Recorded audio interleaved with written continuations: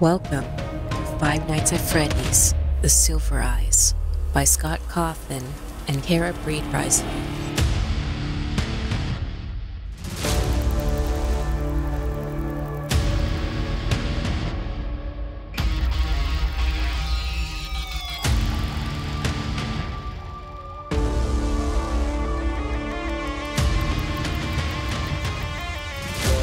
You're in for an interesting ride. So sit down, relax, grab some snacks, and let's get to reading. Chapter 1. He Sees Me. Charlie dropped to her hands and knees. She was wedged behind a row of arcade games, cramped in the crawl space between the consoles and the wall, tangled electrical cords and useless plugs strewn beneath her. She was cornered. The only way out was past the thing, and she wasn't fast enough to make it. She could see him stalking back and forth, catching flickers of movement through the gaps between the games. There was scarcely enough room to move, but she tried to crawl backward. Her foot caught on a cord. She stopped, contorting herself to carefully dislodge it. She heard the clash of metal on metal, and the farthest console rocked back against the wall. He hit it again, shattering the display, then attacked the next, crashing against it almost rhythmically, tearing through the machinery, coming closer. I have to get out. I have to. The panic thought was of no help. There was no way out. Her arm ached, and she wanted to sob out loud. Blood soaked through the tattered bandage, and it seemed as though she could feel it draining out of her. The console a few feet away crashed against the wall, and Charlie flinched. He was getting closer. She could hear the grinding of gears and the clicking of servos ever louder. Eyes closed, she could still see the way he looked at her, see the matted fur and the exposed metal beneath the synthetic flesh. Suddenly, the console in front of her was wrenched away. It toppled over, thrown down like a toy. The power cords beneath her hands and knees were yanked away, and Charlie slipped, almost falling. She caught herself and looked up just in time to see the downward swing of a hook. Welcome to Hurricane Utah. Charlie smiled wryly at the sign and kept driving. The world didn't look any different from one side of the sign to the other, but she felt a nervous anticipation as she passed it. She didn't recognize anything.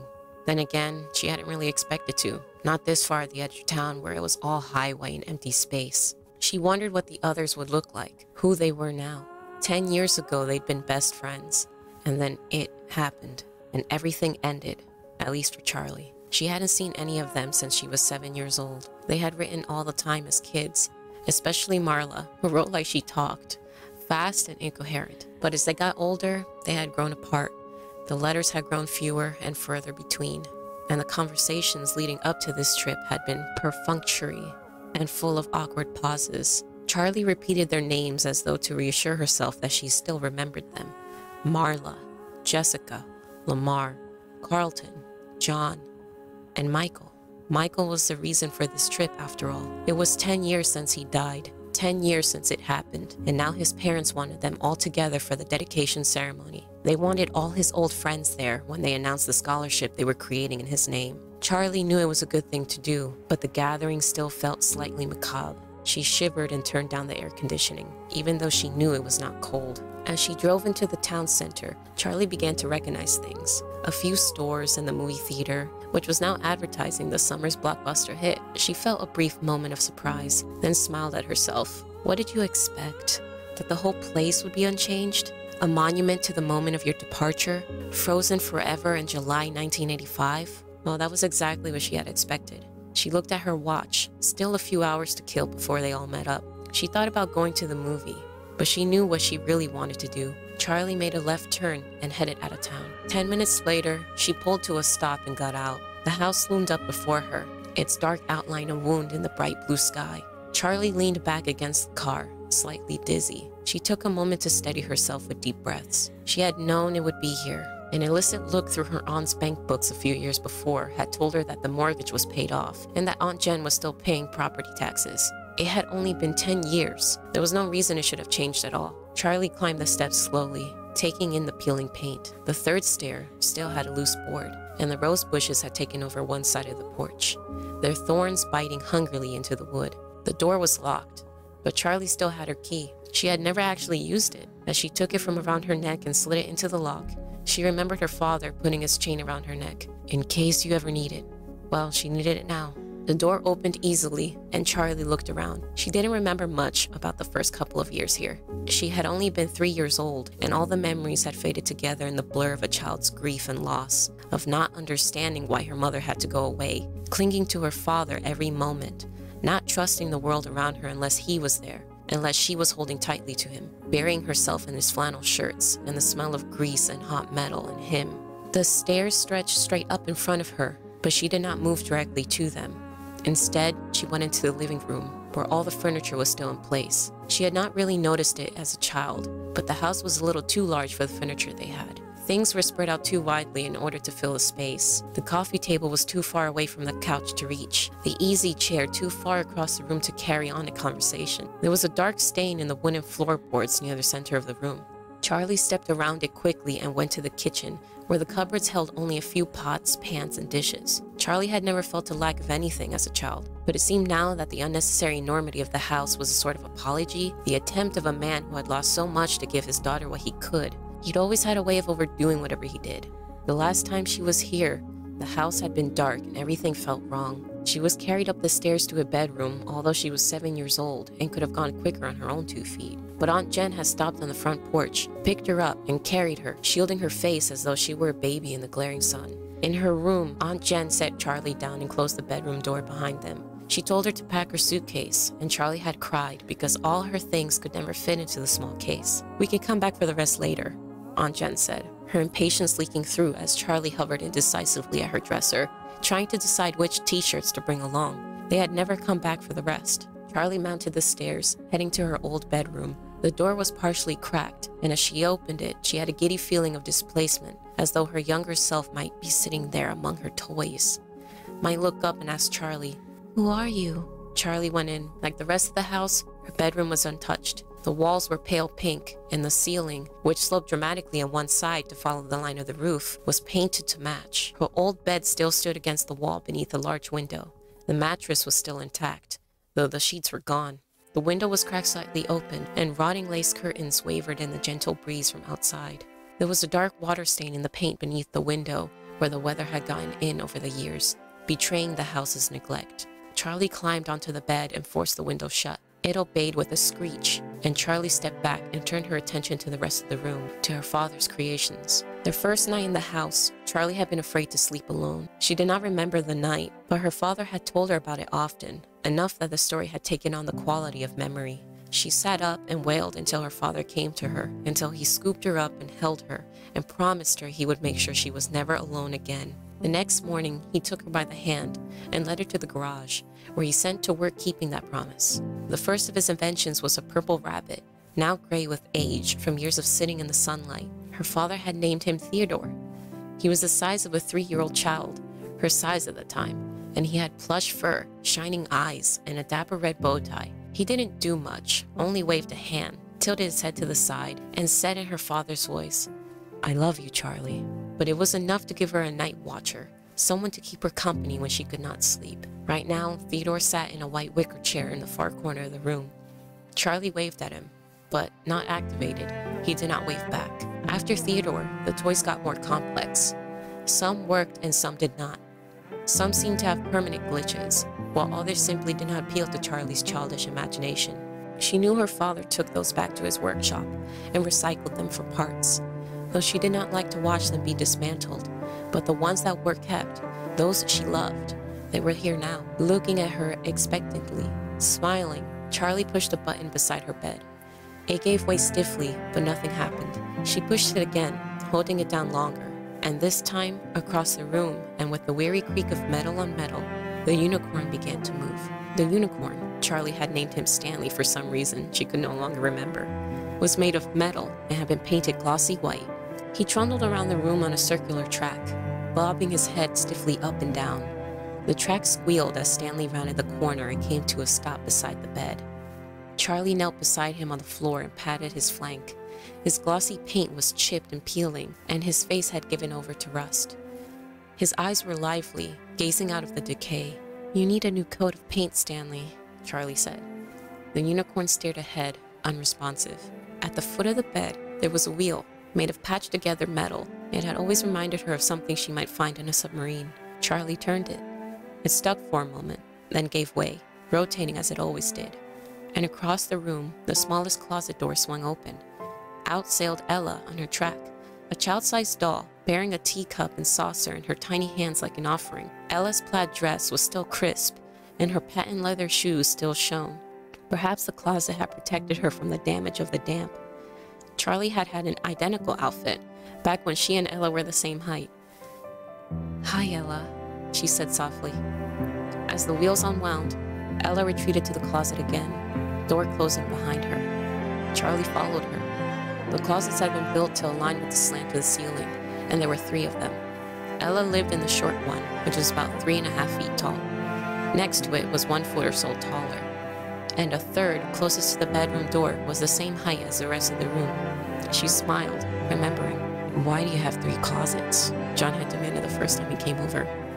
She looked at him blankly, confused by the question. "'Cause that's how many there are," she said finally. She pointed defensively to the littlest one. "That one's Ella's anyway," she added. John nodded, satisfied. Charlie shook her head and opened the door to the middle closet, or tried to. The knob stopped with a jolt. It was locked. She rattled it a few times, but gave up without much conviction. She stayed crouched low to the floor and glanced up at the tallest closet, her big girl closet that she would someday grow into. "You won't need it until you're bigger," her father would say, but that day never came. The door now hung open slightly, but Charlie didn't disturb it. It hadn't opened for her. It had only given way to time. As she moved to stand, she noticed something shiny, half hidden under the rim of the locked middle door. She leaned forward to pick it up. It looked like a broken-off piece of a circuit board. She smiled slightly. Nuts, bolts, scraps, and parts had turned up all over the place once upon a time. Her father always had stray parts in his pockets. He would carry around something he was working on, set it down, and forget where it was. Or worse, put something aside for safekeeping, never to be seen again. There was also a strand of her hair clinging to it. She unwound it carefully from the tiny lip of metal it was stuck on. Finally, as though she had been putting it off, Charlie crossed the room and picked up Theodore. His back had not faded in the sun like the front of his body, and it was the same rich dark purple she remembered. She pressed the button at the base of his neck, but he remained lifeless. His fur was threadbare, one ear hanging loose by a single rotting thread, and through the hole she could see the green plastic of circuit board. Charlie held her breath, listening fearfully for something. "I-oo-lee," the rabbit said with a barely audible halting noise, and Charlie set him down, her face hot and her chest pinched tight. She had not really expected to hear her father's voice again. "I love you too." Charlie looked around the room. When she was a child, it had been her own magical world, and she was possessive of it. Only a few chosen friends were ever even allowed inside. She went to her bed and set Stanley moving on his track again. She left, closing the door behind her before the little unicorn came to a halt. She went out the back door to the driveway and stopped in front of the garage that had been her father's workshop. Half buried in the gravel a few feet away was a piece of metal, and Charlie went to pick it up. It was jointed in the middle, and she held it in her hands, smiling a little as she bent it back and forth. An elbow joint, she thought. I wonder who that was going to belong to. She had stood in this exact spot many times before. She closed her eyes, and the memory overwhelmed her. She was a little girl again, sitting on the floor of her father's workshop, playing with scraps of wood and metal as though they were toy blocks, trying to build a tower with the uneven pieces. The shop was hot, and she was sweaty, grime sticking to her legs as she sat in her shorts and sneakers. She could almost smell the sharp metallic odor of the soldering iron. Her father was nearby, never out of sight, working on Stanley the unicorn. Stanley's face was still unfinished, one side white and shining and friendly, with a gleaming brown eye that seemed almost to see. The other half of the toy's face was all exposed circuit boards and metal parts. Charlie's father looked at her and smiled, and she smiled back, beloved. In a darkened corner behind her father, barely visible, hung a jumble of metal limbs, a twisted skeleton with burning silver eyes. Every once in a while, it gave an uncanny twitch. Charlie tried never to look at it, but as her father worked, as she played with her makeshift toys, her eye was drawn back to it again and again. The limbs, contorted, seemed almost mocking, the thing a ghastly jester, and yet there was something about it that suggested enormous pain. "Daddy?" Charlie said. and her father did not look up from his work. "Daddy," she said again, more urgently, and this time he turned to her slowly, as though not fully present in the world. "What do you need, sweetie?" She pointed at the metal skeleton. "Does it hurt?" She wanted to ask the question, but when she looked into her father's eyes, she found she could not. She shook her head. "Nothing." He nodded at her with an absent smile and went back to his work. Behind him, the creature gave another awful twitch, and its eyes still burned. Charlie shivered and drew herself back to the present. She glanced behind her, feeling exposed. She looked down and her gaze fixed on something, 3 widely spaced grooves in the ground. She knelt, thoughtful, and ran her finger over one of them. The gravel was scattered away, the marks worn heavily into the dirt. A camera tripod of some sort? It was the first unfamiliar thing she'd seen. The door to the workshop was cracked open slightly, inviting, but she felt no desire to go inside. Quickly, she headed back to her car, but she stopped as soon as she settled into the driver's seat. Her keys were gone, having probably fallen out of her pocket somewhere inside the house. She retraced her steps, merely glancing into the living room and kitchen before heading up to her bedroom. The keys were on the wicker chair, beside Theodore the rabbit. She picked them up and jangled them for a moment, not quite ready to leave the room behind. She sat down on the bed. Stanley the unicorn had stopped beside the bed as he always did, and as she sat, she patted him absently on the head.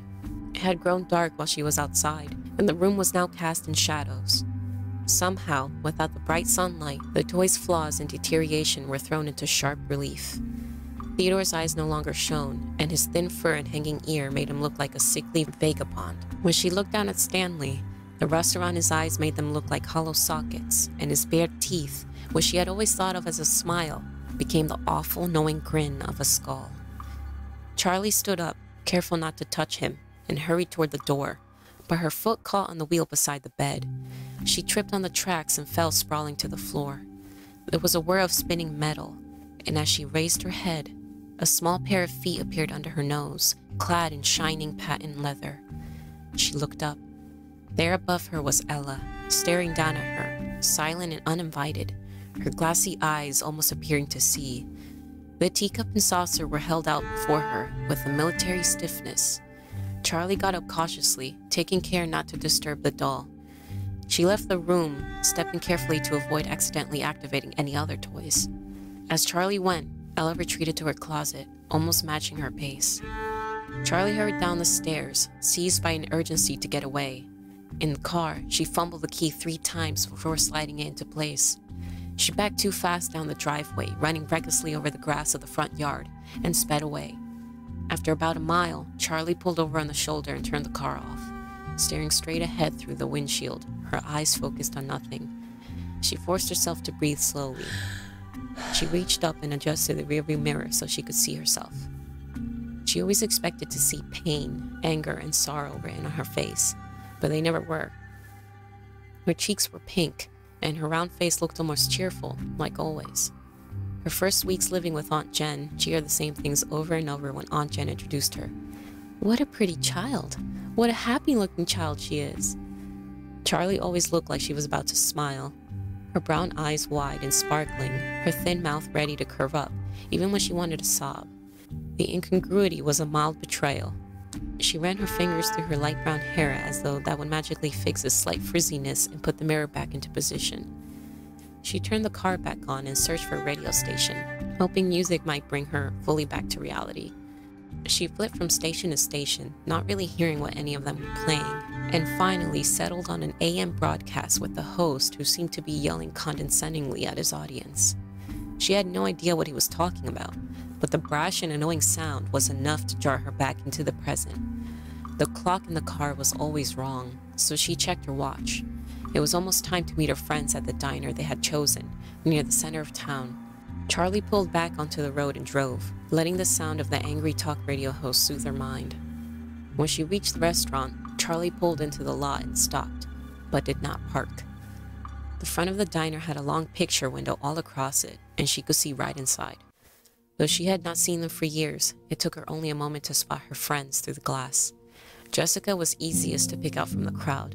She always enclosed pictures with her letters, and right now she looked exactly like her last photo. Even seated, she was clearly taller than either of the boys, and very thin. Though Charlie could not see her whole outfit, she was wearing a loose white shirt with an embroidered vest, and she had a brimmed hat perched on her glossy shoulder-length brown hair, with an enormous flower threatening to tip it off her head. She was gesturing excitedly about something as she spoke. The two boys were sitting next to each other, facing her. Carlton looked like an older version of his red-headed childhood self. He still had a bit of a baby face, but his features had refined, and his hair was carefully tousled and held in place by some alchemical hair product. He was almost pretty for a boy, and he wore a black workout shirt, though she doubted he'd ever worked out a day in his life. He slouched forward on the table, resting his chin in his hands. Beside him, John sat closest to the window. John had been the kind of child who got dirty before he even went outside. There would be paint on his shirt before the teacher handed out the watercolors, grass stains on his knees before they came near a playground, and dirt under his fingernails just after he washed his hands. Charlie knew it was him because it had to be, but he looked completely different. The grubbiness of childhood had been replaced by something crisp and clean.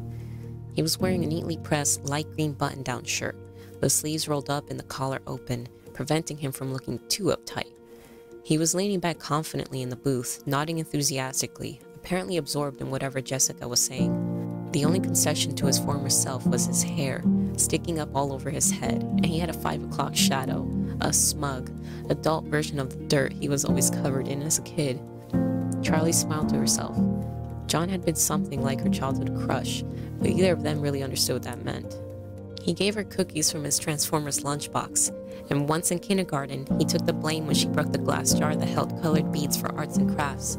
She remembered the moment when it slipped from her hands, and she watched it fall. She could not have moved fast enough to catch it, but she would not have tried. She wanted to see it break. The glass hit the wood floor and shattered into 1,000 pieces, and the beads scattered, many colored among the shards.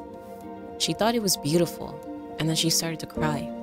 John had a note sent home to his parents, and when she told him thank you, he had winked at her with an irony behind his years and simply said, "For what?" After that, John was allowed to come to her room. She let him play with Stanley and Theodore, watching anxiously the first time he learned to press the buttons and make them move. She would be crushed if he didn't like them, knowing instinctively that it would make her think less of him. They were her family, but John was fascinated as soon as he saw them. He loved her mechanical toys, and so she loved him. 2 years later, behind a tree beside her father's workshop, she almost let him kiss her. And then it happened, and everything ended, at least for Charlie. Charlie shook herself, forcing her mind back to the present. Looking again at Jessica's polished appearance, she glanced down at herself. Purple t-shirt, denim jacket, black jeans, and combat boots. It had felt like a good choice this morning, but now she wished she had chosen something else. "This is all you ever wear," she reminded herself. She parked and locked the car behind her, even though people in Hurricane did not usually lock the cars. Then she went into the diner to meet her friends for the first time in 10 years. The warmth, noise, and light of the restaurant hit her in a wave as she entered. For a moment she was overwhelmed, but Jessica saw her pause in the doorway and shouted her name. Charlie smiled and went over. "Hi," she said awkwardly, flicking her eyes at each of them, but not fully making contact. Jessica scooted over on the red vinyl bench and patted the seat beside her. "Here, sit," she said. "I was just telling John and Carlton about my glamorous life." She rolled her eyes as she said it, managing to convey both self-deprecation and the sense that her life was truly something exciting. "Did you know Jessica lives in New York?" Carlton said. There was something careful about the way he spoke, like he was thinking about his words before he formed them. John was silent, but he smiled at Charlie anxiously. Jessica rolled her eyes again, and with a flash of deja vu, Charlie suddenly recalled that this had been a habit even when they were children. 8 million people live in New York, Carlton. It's not exactly an achievement, Jessica said. Carlton shrugged. "I've never been anywhere," he said. "I didn't know you still lived in town," Charlie said. "Where else am I going to live? My family has been here since 1896, he added, deepening his voice to mimic his father. "Is that even true?" Charlie asked. "I don't know," Carlton said in his own register. "Could be. Dad ran for mayor 2 years ago. I mean, he lost, but still, who runs for mayor?" He made a face. "I swear, the day I turn 18, I am out of here." "Where are you going to?" John asked, looking seriously at Carlton. Carlton met his eyes, just as serious for a moment. Abruptly, he broke away and pointed out the window. closing one eye as if to get his aim true. John raised an eyebrow as he looked out the window, trying to follow the line Carlton was pointing to. Charlie looked too. Carlton wasn't pointing at anything. John opened his mouth to say something, but Carlton interrupted. "Or," he said as he smoothly pointed in the opposite direction. "Okay." John scratched his head, looking slightly embarrassed. "Anywhere, right?" he added with a laugh. "Where's everyone else?" Charlie asked, peering out the window and searching the parking lot for new arrivals. "Tomorrow," John said. "They're coming tomorrow morning," Jessica jumped in to clarify. "Marla's bringing her little brother. Can you believe it?" "Jason?" Charlie smiled. She remembered Jason as a little bundle of blankets with a tiny red face peeking out. "I mean, who wants a baby around?" Jessica adjusted her hat primly. "I'm pretty sure he's not a baby anymore," Charlie said, stifling a laugh. "Practically a baby," Jessica said. "Anyway, I booked us a room at the motel down by the highway. It was all I could find. The boys are staying with Carlton." "Okay," Charlie said. She was vaguely impressed by Jessica's organization, but she wasn't happy about the plan. She was loath to share a room with Jessica, who now seemed like a stranger. Jessica had become the kind of girl who intimidated her, polished and immaculate, speaking as though she had everything in life figured out. For a moment, Charlie considered going back to her old house for the night, but as soon as she thought it, the idea repelled her. That house, at night, was no longer the province of the living. "Don't be dramatic," she scolded herself. But now John was speaking. He had a way of commanding attention with his voice, probably because he spoke less often than everyone else. He spent most of his time listening, but not out of reticence. He was gathering information, speaking only when he had wisdom or sarcasm to dispense. Often, it was both at once. "Does anyone know what's happening tomorrow?" They were all silent for a moment, and the waitress took the opportunity to come over for their order. Charlie flipped quickly through the menu, her eyes not really focusing on the words. Her turn to order came much faster than she was expecting, and she froze. Eggs," she said at last. The woman's hard expression was still fixed on her, and she realized she had not finished. "Scrambled. Wheat toast," she added, and the woman went away. Charlie looked back down at the menu. She hated this about herself. When she was caught off guard, she seemed to lose all ability to act or process what was going on around her. People were incomprehensible, their demands alien. Ordering dinner shouldn't be hard, she thought. The others had begun their conversation again, and she turned her attention to them, feeling as she had fallen behind. "What do we even say to his parents?" Jessica was saying. "Carlton, do you ever see them?" Charlie asked. "Not really," he said. "Around, I guess. Sometimes." "I'm surprised they stayed in Hurricane," Jessica said with a note of worldly disapproval in her voice. Charlie said nothing, but she thought, how could they not? His body had never been found. How could they not have secretly hoped he might come home, no matter how impossible they knew it was? How could they leave the only home Michael knew? It would mean really, finally giving up on him. Maybe that was what this scholarship was, an admission that he was never coming home. Charlie was acutely aware that they were in a public place where talking about Michael felt inappropriate. They were, in a sense, both insiders and outsiders. They had been closer to Michael, probably more than anyone in this restaurant, but with the exception of Carlton, they were no longer from Hurricane. They did not belong. She saw the tears falling on her paper placemat before she felt them, and she hurriedly wiped her eyes, looking down and hoping no one had noticed. When she looked up, John appeared to be studying his silverware, but she knew he had seen. She was grateful to him for not trying to offer comfort. "John, do you still write?" Charlie asked. John had declared himself an author when they were about 6, having learned to read and write when he was 4, a year ahead of the rest of them. At the age of 7, he completed his first novel and pressed his poorly spelled, inscrutably illustrated creation on his friends and family, demanding reviews. Charlie remembered that she had given him only 2 stars. John laughed at the question. "I actually do my E's the right way these days," he said. "I can't believe you remember that. But I do actually. Yeah." He stopped, clearly wanted to say more. "What do you write?" Carlton obliged, and John looked down his placemat, speaking mostly to the table. Short stories mostly. I actually had one published last year. I mean, it was just in a magazine. Nothing big." They all made suitable noises of being impressed, and he looked up again, embarrassed but pleased. "What was the story about?" Charlie asked. John hesitated, but before he could speak or decide not to, the waitress returned with their food. They had all ordered from the breakfast menu, coffee, eggs, and bacon, blueberry pancakes for Carlton. The brightly colored food looked hopeful, like a fresh start to the day. Charlie took a bite of her toast, and they all ate silently for a moment. "Hey, Carlton," John said suddenly. "Whatever happened to Freddy's anyway?" There was a brief hush. Carlton looked nervously at Charlie, and Jessica stared up at the ceiling. John flushed red, and Charlie spoke hastily. "It's okay, Carlton. I'd like to know too." Carlton shrugged, stopping at his pancakes nervously with his fork. "What did they build? Is there something else there now? Was it built over or just torn down?" John asked. Carlton shrugged again, quick, like a nervous tick. "Like I said, I don't know. It's too far back from the road to see, and I haven't exactly investigated. It might have been leased to someone, but I don't know what they did. It's been all blocked up for years, under construction. You can't even tell if the building is still there." "So, it could still be there?" Jessica asked with a spark of excitement breaking through. "Like I said, I don't know," Carlton answered. Charlie felt the diner's fluorescent lights glaring down at her face, suddenly too bright. She felt exposed. She had barely eaten, but she found herself rising from the booth, pulling a few crumpled bills from her pocket and dropping them on the table. "I'm going to go outside for a moment," she said.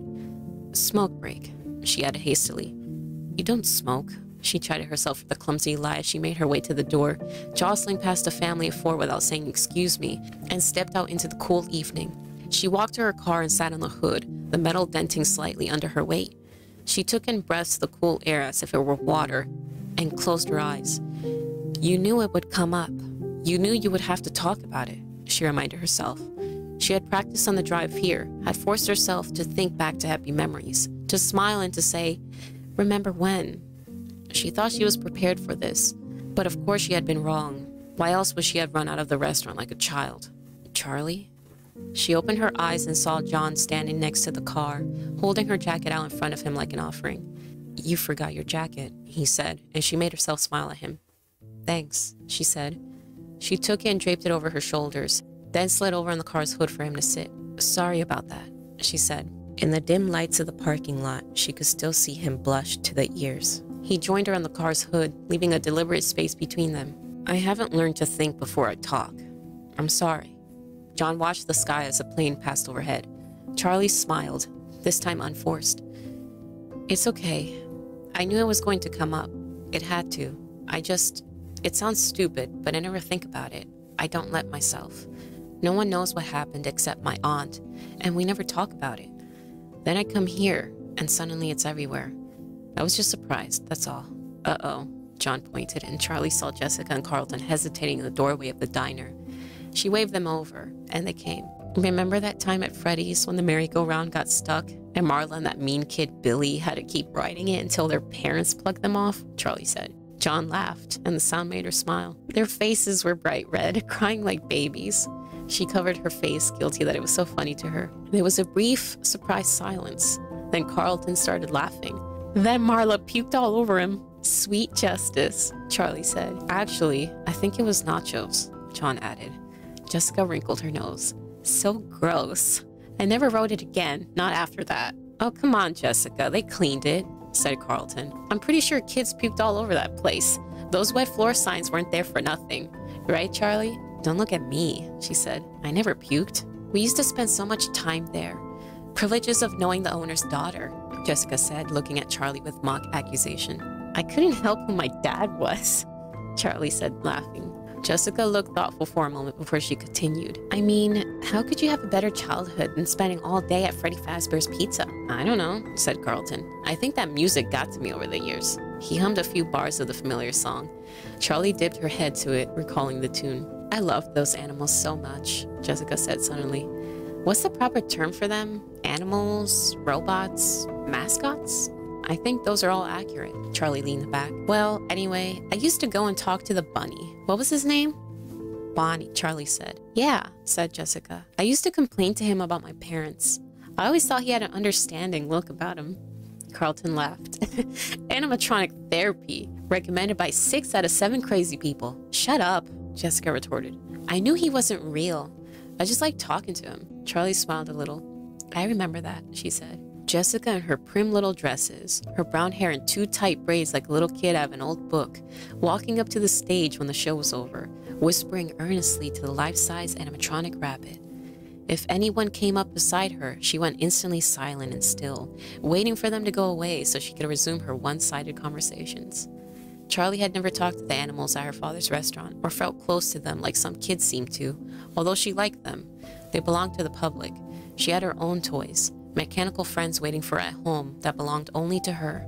"I like Freddy," said John. "He always seemed the most relatable." "You know, there are a lot of things about my childhood that I can't remember at all," Carlton said. "But I swear I can close my eyes and see every last detail of that place. Even the gum I used to stick under the tables." "Gum? Yeah, right. Those were boogers." Jessica took a tiny step away from Carlton. He grinned. "I was 7. What do you want?" "You all picked on me back then. Remember when Marla wrote 'Carlton smells like feet' on the wall outside?" "It did smell like feet." Jessica laughed with a sudden outburst. Carlton shrugged, unperturbed. "I used to try to hide when it was time to go home. I wanted to be stuck in there overnight so I could have the whole place to myself." "Yeah, you always kept everyone waiting," said John. "And you always hid under the same table." Charlie spoke slowly, and when she did, everyone turned to her, as though they had been waiting. "Sometimes I feel like I remember every inch of it, like Carlton," she said. "But sometimes it's like I hardly remember it at all. It's all in pieces. Like, I remember the carousel, and that time it got stuck. I remember drawing on the placemats. I remember little things. Eating that greasy pizza, hugging Freddy in the summer and his yellow fur getting stuck all over my clothes. But a lot of it is like pictures, like it happened to someone else." They were all looking at her oddly. "Freddy was brown, right?" Jessica looked to the others for confirmation. "I guess you really don't remember it that well after all," Carlton teased Charlie, and she laughed briefly. "Right, I meant brown," she said. "Brown. Freddy was brown." Of course he was. She could see him in her mind now. But somewhere in the depths of her recall, there was a flash of something else. Carlton launched into another story, and Charlie tried to turn her attention to him, but there was something disturbing, worrisome about the lapse in memory. "It was 10 years ago. It's not like you've got dementia at 17, she told herself, but it was such a basic detail to have misremembered. And at the corner of her eye, she caught John looking at her, a pensive expression on his face, as though she had said something important. "You really don't know what happened to it?" she asked Carlton with more urgency in her voice than she intended. He stopped talking, surprised. "Sorry," she said. "Sorry, I didn't mean to interrupt you." "It's okay," he said. "But yeah, or no, I really don't know what happened." "How can you not know? You live here." "Charlie, come on," said John. "It's not like I hang around that part of town. Things are different. The town has grown," Carlton said mildly, seeming unruffled by her outburst. "And I honestly don't look for reasons to go around there, you know? Why would I? There isn't any reason. Not anymore." "We could go there," John said suddenly, and Charlie's heart skipped. Carlton looked nervously at Charlie. "What? Seriously? It's a mess.